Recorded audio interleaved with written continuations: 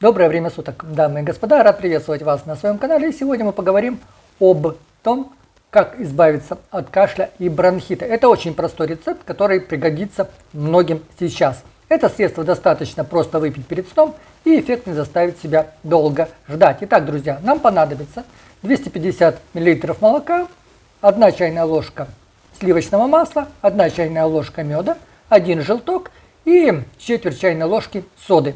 Молоко кипятим и остужаем до температуры 60 градусов. К нему добавляем масло и мед. Тщательно перемешиваем. Далее добавляем желток и соду. И снова перемешиваем. Если средство готовится не для детей, а будет употребляться взрослыми, можно добавить еще 1 чайную ложку коньяка. Средство нужно пить на протяжении 4-5 дней перед сном.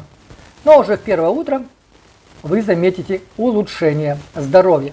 Вот такой вот рецепт. В комментариях можете поделиться своими рецептами избавления от тех или иных заболеваний.